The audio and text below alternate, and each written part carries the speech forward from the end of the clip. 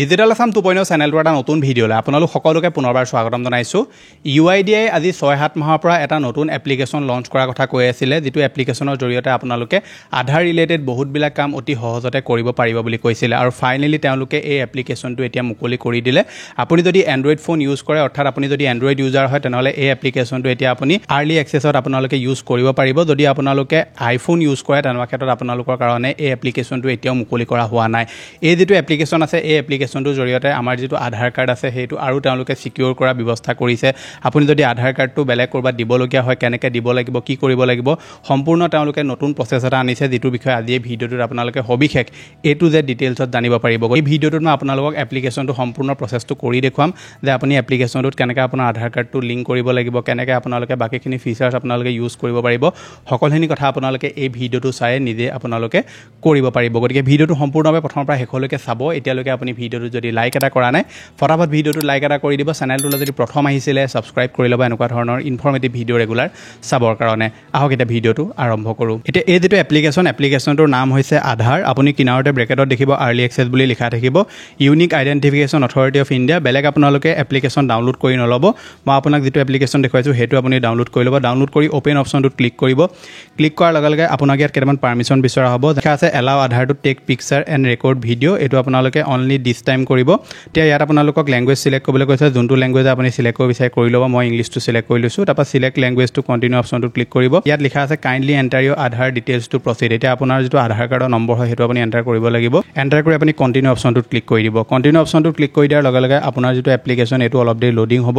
তাৰপৰা আপোনালৈ এটা মেছেজ প্ৰেৰণ কৰা হ'ব। মেছেজটো আপোনালোকে অ'পেন কৰিব। ইয়াত যিটো মেছেজ আছে মেছেজটো অট'মেটিকলি আহি যাব। আপুনি চিম্পলি চেণ্ড কৰি দিব আৰু চেণ্ড কৰি দিয়াৰ লগে লগে আপোনাৰ যিটো মেছেজ আছে মেছেজটো আপোনাৰ তাত চেণ্ড হৈ যাব আৰু তাৰপাছত আপুনি আকৌ এপ্লিকেশ্যন যিটো আছিলে সেই এপ্লিকেশ্যনটোলৈ আপোনালোকে উভতি আহিব আৰু পেজটো আকৌ আপোনাৰ অলপ দেৰি লোডিং হ'ব। আপুনি অলপ দেৰি ৱেইট কৰিব। আপোনাৰ মেছেজটো চেণ্ড কৰাৰ পাছত আপোনাৰ এনেকৈ আহিব, face authentication advisories, please read the instruction carefully, keep your face centered within circle and stay still for capture, ensure good lighting on your face and avoid backlight, remove tinted glasses and keep your face fully visible, blink when prompted, you may need to blink several times. এতিয়া চাওক আপোনালোকে ইয়াত যেতিয়া box আছে বক্সটো টিক মাৰিব। টিক মাৰি যিটো প্ৰচিড আছে এইটো ক্লিক কৰাৰ লগে লগে তাৰপৰা আপোনাৰ কেমেৰাটো অ'পেন হৈ যাব। কেমেৰাটো অ'পেন হৈ যোৱাৰ পিছত আপোনাৰ যিটো ফেচ আছে ফেচটো আপোনালোকে সন্মুখত ৰাখিব আৰু আপোনালোকে দুবাৰ এবাৰ আপোনাৰ যিটো চকু আছে সেইটো এনেকৈ ব্লিংক কৰিব, মানে চকুটো আপুনি টিপ মাৰিব আৰু তাৰপৰা যিটো দেখিছে আধাৰ অথেণ্টিকেশ্যন এইটোত আপোনালোকে ক্লিক কৰিব। চাৰ্কুল আছে যেতিয়া গ্ৰীণ হৈ যাব আৰু গ্ৰীণ হৈ যোৱাৰ পিছত আপোনাৰ আধাৰটো অথেণ্টিকেট হৈ যাব। কেতিয়াবা অলপ দেৰি টাইম লাগে, মানে এবাৰত নহ'বও পাৰে, সেইকাৰণে আপুনি দুবাৰ কৰিব।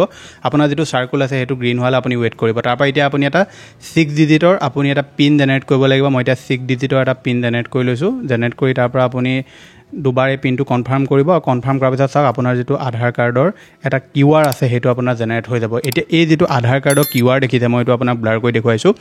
এই QRটো কেতিয়া কামত আহিব চাওক। ধৰি লওক আপোনালোক ক'ৰবালৈ গৈছে আৰু আপোনাৰ আধাৰ কাৰ্ডটো তেওঁলোকে বিচাৰিছে। আধাৰ কাৰ্ডটো বিচৰাৰ সময়ত তেওঁলোকৰ হাতত এটা মেচিন থাকিব, যিটো মেচিনৰ জৰিয়তে তেওঁলোকে আপোনাৰ এই যিটো QR আছে সেইটো স্কেন কৰিব। স্কেন কৰাৰ লগে লগে আপোনাৰ আধাৰ ইনফৰ্মেশ্যনটো লাভ কৰিব।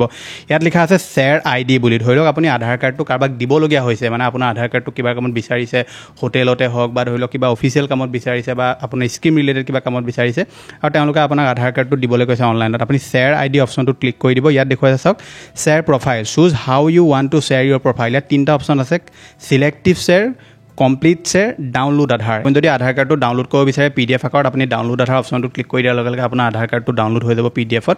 সেইটো আপুনি প্ৰিণ্ট আউটো কৰিব পাৰিব। এতিয়া ইয়াৰ ওপৰত যি দুটা অপশ্যন আছে চিলেক্টিভ শ্বেয়াৰ আৰু কমপ্লিট শ্বেয়াৰ। এতিয়া চাওক আধাৰ কাৰ্ডটো কেতিয়াবা আমাৰ কি হয়, প্ৰত্যেকটো কামতে আপোনাৰ সম্পূৰ্ণ আধাৰ কাৰ্ডটো প্ৰয়োজন নাথাকে। কেতিয়াবা আপোনাৰ কেৱল যিটো আধাৰ কাৰ্ডৰ নাম্বাৰ সেইটো দিলেই হৈ যায়। এতিয়া আপোনালোকে কি কৰে, আধাৰ কাৰ্ডৰ সম্পূৰ্ণ যিটো জেৰক্স কপি আছে সেইটো দি দিয়ে বা ফটো কপি আছে সেইটো দি দিয়ে।